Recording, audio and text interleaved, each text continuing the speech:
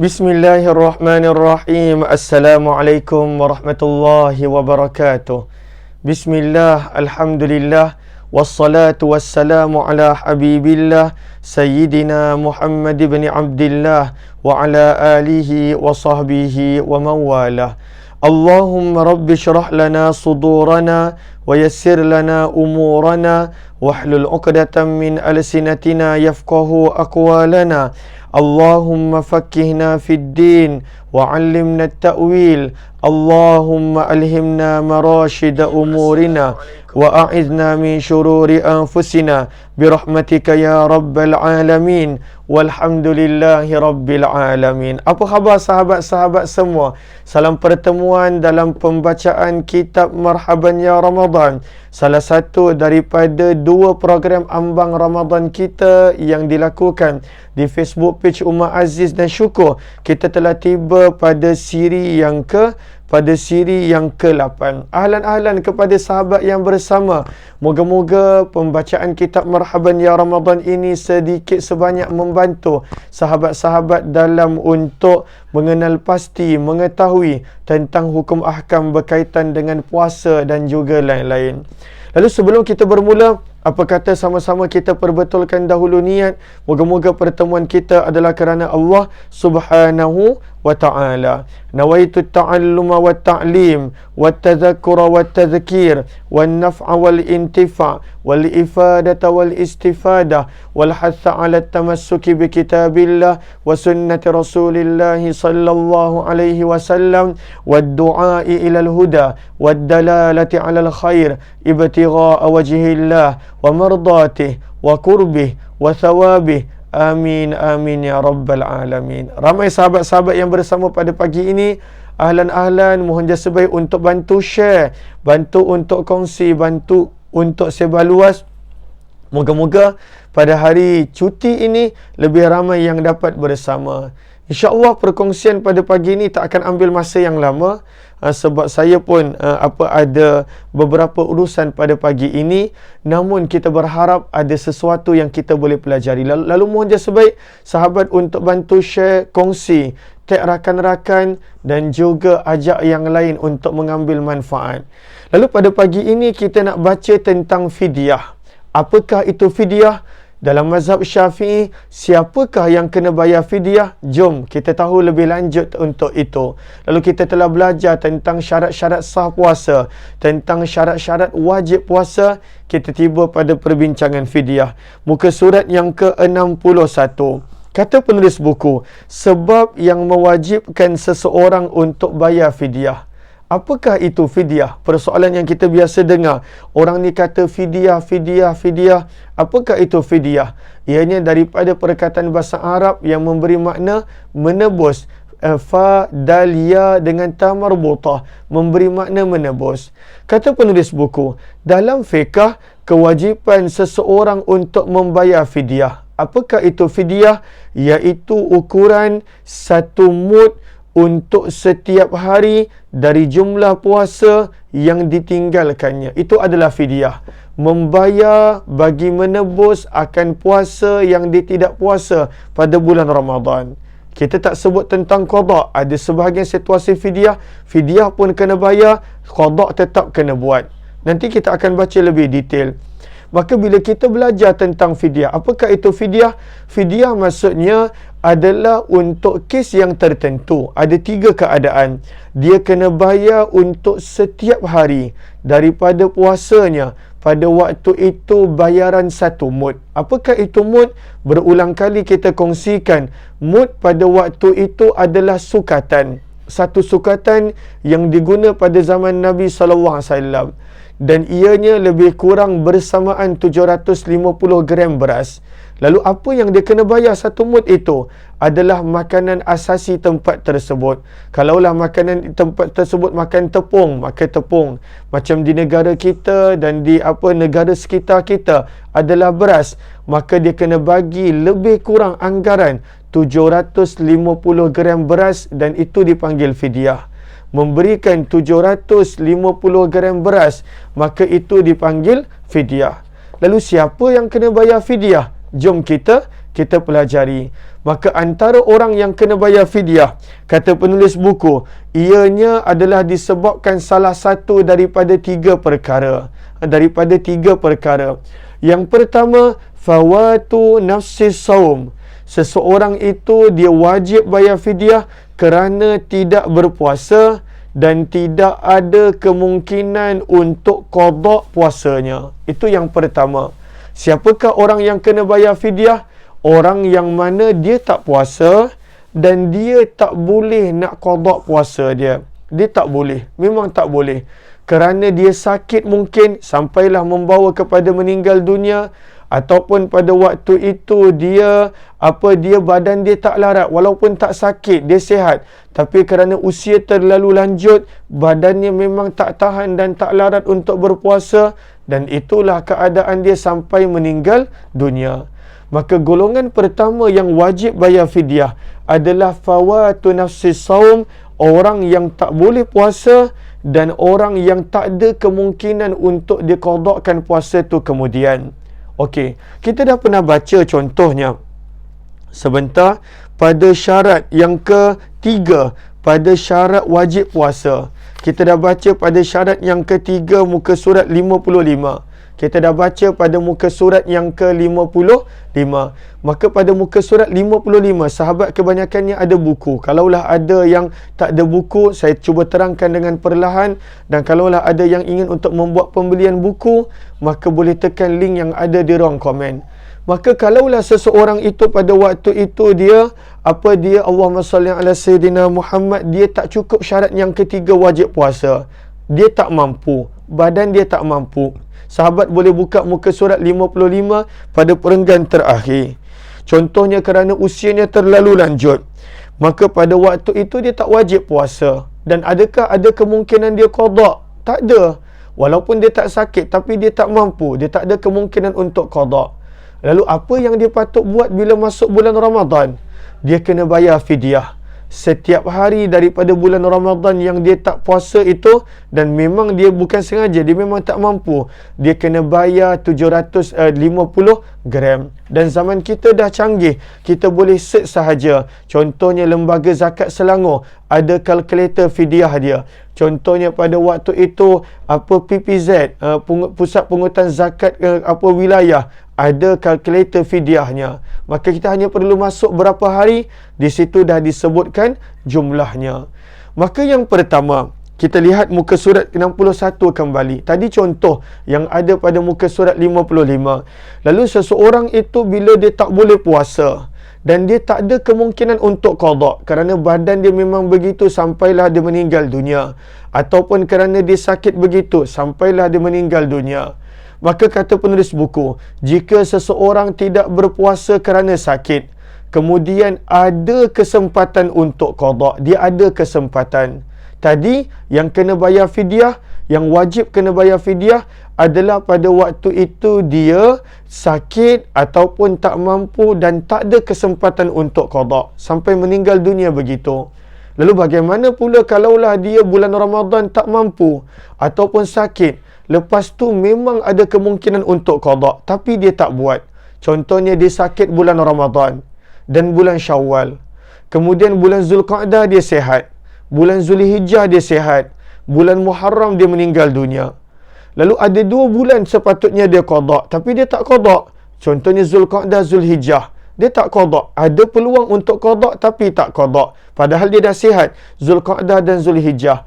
Kata penulis buku, jika seseorang tidak berpuasa kerana sakit ataupun tak mampu mana-mana, kemudian ada kesempatan untuk qada, misalnya dia sembuh daripada sakit, akan tetapi bila ada peluang pada waktu itu tidak qada, kemudian meninggal dunia, maka wajib bagi ahli warisnya untuk bayarkan fidyahnya. Ahli keluarga dia kena bayarkan hutang puasanya. Kenapa? Sebab pada waktu itu dia ada peluang untuk qada, maka pada waktu itu dia tak qada. Okey. Bagaimana pula orang yang tak ada peluang untuk sihat? Orang yang tak ada peluang untuk sihat. Lain halnya jika tidak ada kesempatan untuk qada, tak sihat-sihat sampai meninggal dunia. Contohnya sakitnya bersambung sampai kepada kematian. kemudian dia meninggal dunia, maka tidak wajib bagi ahli warisnya untuk bayarkan fidyahnya. Okey. Lalu kalaulah pada waktu itu dia dalam keadaan pada waktu itu tak sihat, dan kemudian pada waktu itu dia meninggal dunia dalam keadaan tak ada masa nak qada, daripada sudut pada waktu itu dia tak wajib ahli keluarga dia bayar. Kenapa? Sebab ketika masuknya bulan Ramadan, memang waktu itu tak wajib dia berpuasa. Dia sakit. Pada waktu itu memang dia tak wajib berpuasa kerana tak mampu. Tapi kalaulah dia nak tetap bayar waktu dia hidup, silakan. Kita dah baca muka surat 55. Dia tak boleh puasa, maka pada waktu itu dia nak bayar, silakan. Tetapi sebenarnya tak wajib, kerana tak cukup syarat wajib. Sebenarnya tak wajib. Akan tetapi, kalaulah dia ada peluang untuk ganti balik puasa yang dia tak buat pada bulan Ramadan, ketika mana sakit ataupun tak mampu, maka pada waktu itu dia kena waris dia kena bayar fidyah bagi dirinya. Kerana ketika mana dia sihat, datang balik kewajipan qada itu, tapi dia tak buat, maka waris dia perlu untuk bayar bagi pihak dirinya. Okey. Ini adalah satu permasalahan. Ataupun kita boleh nampak perbezaannya, kata para ulama, untuk orang yang pada waktu itu memang dia tak mungkin boleh puasa. Contohnya kerana pada waktu itu dia sakit tua, kerana dia tua. Contoh dalam muka surat 55. Maka bagus dia ahli keluarga dia bayarkan terus untuk dia. Ketika mana dia hidup, bayarkan terus untuk dia. Dan muka surat 61 ini adalah contoh untuk sakit. Yang mana sakit dan pada waktu itu harap untuk dia sembuh, tetapi tak sembuh, maka kalaulah tak dibayar, maka pada waktu itu tidak berdosa pada warisnya. Tapi kalaulah ada peluang sembuh tapi dia tak qada, maka wajib untuk waris dia bayar bagi pihak dirinya. Okey, siapakah yang kedua pada waktu itu wajib fidyah? Yang kedua, fawatu waqtil fadilah, orang yang tidak berpuasa di bulan Ramadan kerana orang lain. Apakah contoh orang yang tak berpuasa di bulan Ramadan kerana orang lain? Contohnya, jika seseorang tidak berpuasa di bulan Ramadan kerana kepentingan orang lain, bukan kerana diri dia pada waktu itu musafir ataupun sakit, tak. Dia sendiri cukup syarat. Dia sendiri cukup syarat untuk puasa. Dia wajib puasa. Tetapi dia tak puasa kerana orang lain. Apakah contoh tidak berpuasa kerana orang lain? Kata penulis buku, contoh ibu yang sedang hamil atau ibu yang sedang menyusukan bayi. Dia khawatir kalaulah dia berpuasa, maka akan mengganggu bayi dalam kandungan ataupun mengganggu anaknya yang sedang menyusu. Maka pada waktu itu dia tak berpuasa, lalu dia wajib qada. Adakah sekadar wajib qada? Maka tidak. Kerana dia berbuka untuk kepentingan orang lain, bukan kerana dia. Kalaulah dia mengandung, dia tak puasa kerana dirinya tak larat, itu lain. Ataupun kalaulah dia menyusu pada waktu itu memang dirinya tak larat puasa, itu lain. Tetapi dia sendiri larat. Cumanya dia risaukan pada waktu itu anak dia dalam kandungan, ataupun dia sedang menyusukan bayi. Maka pada waktu itu qada pun ya, fidyah pun ya. Kedua-duanya kena buat kerana dia berbuka pada waktu itu untuk kepentingan orang lain. Itu yang kedua. Lalu bila berbuka puasa untuk kepentingan orang lain dalam keadaan diri sendiri cukup syarat, maka pada waktu itu ada qada dan juga ada fidyah. Yang ketiga, siapakah yang kena bayar fidyah? Orang yang melengah-lengahkan qada puasa. Muka surat 62, ta'khirul qada. Dia melengah-lengahkan pada waktu itu qada puasa. Contoh, dia tak puasa 5 hari pada bulan Ramadan kerana ada uzur. Contohnya musafir, ataupun contohnya kerana pada waktu itu ada haid 5 hari. Dia tak puasa pada Ramadan 2020. Maka dalam mazhab Syafi'i, kalaulah dia ada kesempatan untuk qada sepanjang 11 bulan, daripada Syawal sampailah Sya'ban, tapi dia tak buat. Bila masuk sahaja Ramadan 2021, maka pada waktu itu dia kena bayar fidyah. 5 fidyah untuk satu fidyah untuk setiap hari daripada 5 hari tadi. Lalu dia kena bayar fidyah. Dia kena sebagai pada waktu itu denda bagi dia. Dia ada peluang untuk qada tapi dia tak buat. Kecuali lah kalau dia memang tak ada peluang kerana sakit dan sebagainya. Bila masuk sahaja Ramadan 2022, masih lagi tak qada, untuk setiap hari daripada 5 hari Ramadan 2020 tu, dia kena bayar 2 fidyah. Dia berganda. Maka begitulah padanya ketika mana Ramadan 2023, 5 hari yang dia tak puasa pada Ramadan 2020 tu, untuk setiap satu hari 3 fidyah dia kena bayar. Berganda kerana melewatkan qada puasa. Sebab itu kata penulis buku, iaitu kerana lambat qada puasa.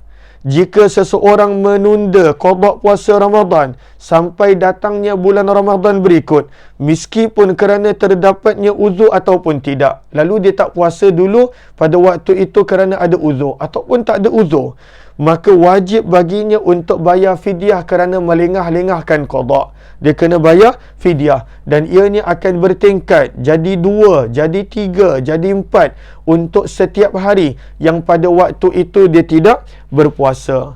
Kata penulis buku, fidyah keterlambatan qada akan terulang-ulang, maksudnya berlipat kali ganda jika ditunda sampai tahun ketiga dan seterusnya.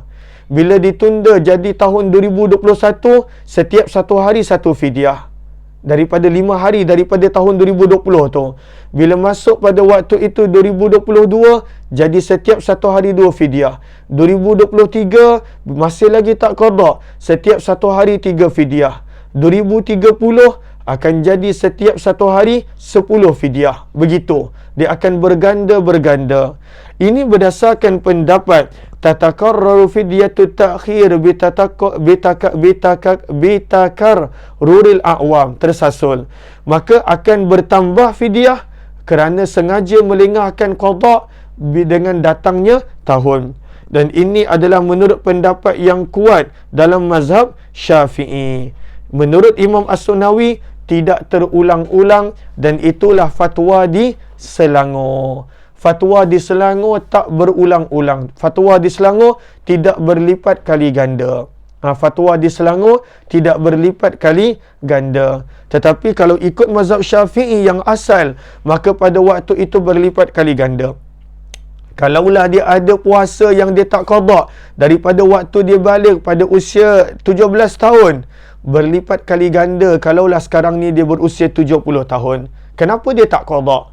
Kenapa dia tidak qada? Padahal diberikan masa kepadanya 11 bulan, kenapa dia tidak qada? Maka itu yang asal.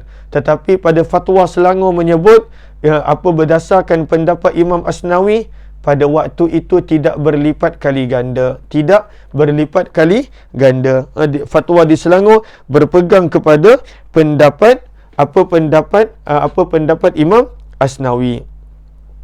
Okey. Lalu ini adalah yang kita baca pada muka surat 62.